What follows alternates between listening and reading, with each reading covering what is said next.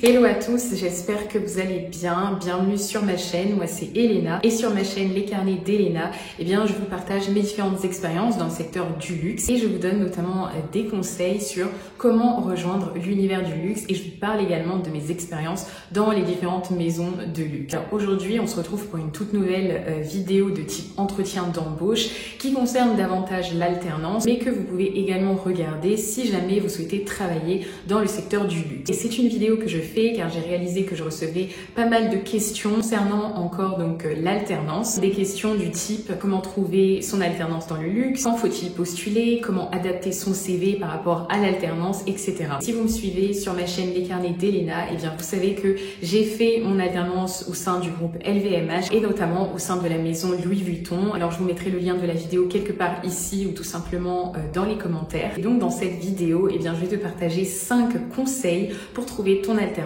dans le secteur du luxe et donc répondre à toutes vos questions et vos préoccupations concernant l'alternance dans le secteur du luxe. C'est parti. Ah oui, et avant de poursuivre, je t'invite tout simplement à t'abonner à ma chaîne Les Carnets d'Elena et à surtout activer la petite cloche pour ne pas manquer mon contenu et mon actualité dans le secteur du luxe chaque semaine. Alors sans plus tarder, commençons par le premier conseil. Recherche ton alternance bien à l'avance. En effet, commencer tôt dans la recherche d'une alternance dans le secteur du luxe va vous donner un avantage par rapport aux autres candidats puisque vous pouvez être sûr de ne manquer aucune opportunité. Alors comme vous le savez, j'ai fait une alternance dans le secteur du luxe et je peux vous assurer que les offres d'alternance dans le secteur du luxe sont généralement publiées plusieurs semaines, voire plusieurs mois à l'avance. En effet, certaines entreprises vont même jusqu'à publier des offres jusqu'à 6 mois à l'avance. Si vous recherchez par exemple une alternance dans le secteur du luxe ou de la mode pour février prochain, vous pouvez commencer à partir de maintenant, c'est-à-dire à partir de septembre, pour connaître un peu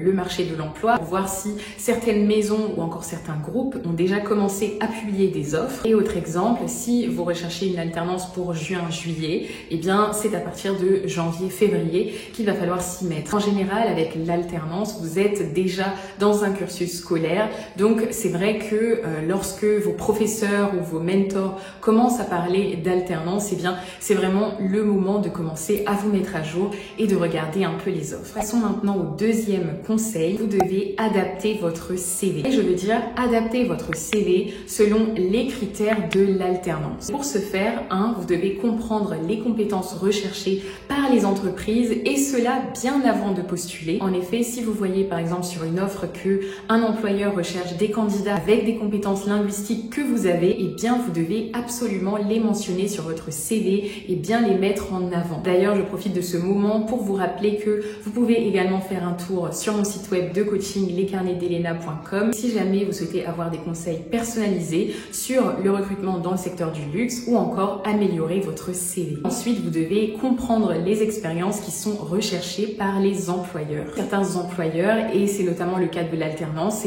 vont rechercher des candidats qui ont déjà une expérience dans le métier concerné. Alors en stage, bien entendu, je ne parle pas d'un autre contrat. On imagine que vous avez eu au préalable une expérience de stage. Ça peut être une expérience en marketing, en digital, en vente, en communication, en gestion de projet, etc. Et bien entendu, surtout pour une alternance dans le secteur du luxe, les entreprises, les employeurs attendent de vous une très bonne connaissance de l'univers du luxe en général. Donc il va vraiment être très important d'avoir une bonne connaissance sur les tendances du marché du luxe. Passons maintenant au troisième conseil. Vous devez absolument être proactif. En général, lorsque on postule à une offre, on l'a déjà tous vécu, il y a des choses qu'on ne maîtrise pas forcément, des logiciels ou encore une tâche spécifique sur l'offre. On ne peut pas tout connaître, c'est impossible d'être le candidat parfait, mais vous allez voir qu'il y a des petites choses que vous pouvez influencer. En effet, pendant votre recherche d'alternance, ou du moins un peu avant, profitez du temps que vous avez pour vous former sur certaines compétences. Il existe par exemple de nombreuses plateformes offrant des cours gratuits qui peuvent vous aider à développer rapidement des compétences spécifiques. Vous avez par exemple Coursera, Udemy ou encore LinkedIn Learning et Khan Academy qui sont d'excellents d'excellentes ressources d'apprentissage. Vous pouvez également rechercher des certifications spécifiques à l'industrie du luxe qui peuvent vous aider et qui peuvent finalement ajouter une certaine crédibilité à votre CV. Vous avez par exemple des certifications comme Google Analytics, pour tout ce qui est donc au niveau du marketing numérique. N'oubliez pas que peu importe le département que vous allez rejoindre, vous aurez plus ou moins besoin de maîtriser Excel. Il y a par exemple Microsoft Learn qui offre des tutoriels gratuits et que j'ai d'ailleurs utilisé. Et vraiment, je peux vous dire que c'est hyper bien expliqué. Vous avez vraiment des exemples concrets et vous pouvez en parallèle appliquer ce que vous apprenez en fait sur Excel. Donc vraiment pour celui qui ne connaît pas Excel ou qui connaît un tout petit peu, je recommande vraiment de regarder Microsoft Learn. Enfin, on n'oubliera pas les classiques chaînes YouTube dédiées à l'enseignement de certains logiciels, comme par exemple les logiciels Adobe ou tout autre logiciel créatif. Passons maintenant au conseil numéro 4. Vous devez préparer des réponses stratégiques pour l'entretien d'embauche. Ici, on va plus se concentrer sur la structure à avoir afin de préparer vos réponses au moment de l'entretien d'embauche. Vous devez évidemment faire des recherches sur l'entreprise. Informez-vous sur l'entreprise, son secteur d'activité, ses produits, sa culture et ses valeurs. Vous devez également analyser la description de poste, c'est-à-dire d'avoir bien compris les attentes du poste, les missions, les départements concernés, les objectifs à atteindre, bref, tout ce qui concerne le poste. Pour la petite anecdote, ça m'est déjà arrivé de ne pas être prise à un entretien dans une maison de luxe parce que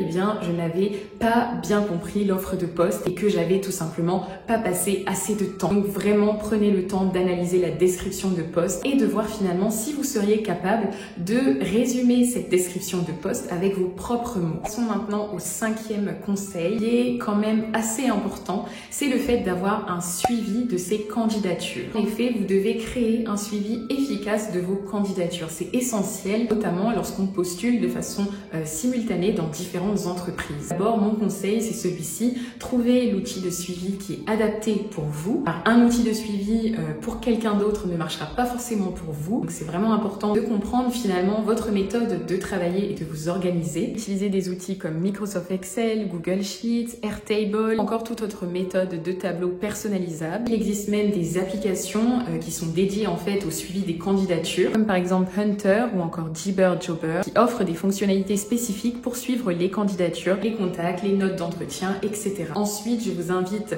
très fortement à toujours demander un retour au recruteur. En effet, demandez régulièrement des retours sur votre candidature. Si par exemple vous avez eu un entretien, n'hésitez pas à demander un retour dans les 3, 4 ou encore 5 jours et utilisez vraiment ces feedbacks pour vous améliorer car il s'agit finalement de l'obtention d'un poste, enfin d'une alternance dans le secteur du luxe. Ça y est les amis, c'est la fin de cette vidéo. J'espère qu'elle vous a plu, j'espère que vous avez appris des choses et j'espère surtout qu'elle vous aidera à mieux vous préparer pour obtenir votre alternance. N'hésitez pas à regarder mes autres vidéos qui concernent les entretiens d'embauche dans le secteur du luxe. N'hésitez pas à commenter cette vidéo si jamais elle vous a plu ou si vous avez tout simplement des questions. Merci beaucoup d'avoir regardé cette vidéo jusqu'au bout et on se retrouve très vite pour une prochaine vidéo. À bientôt!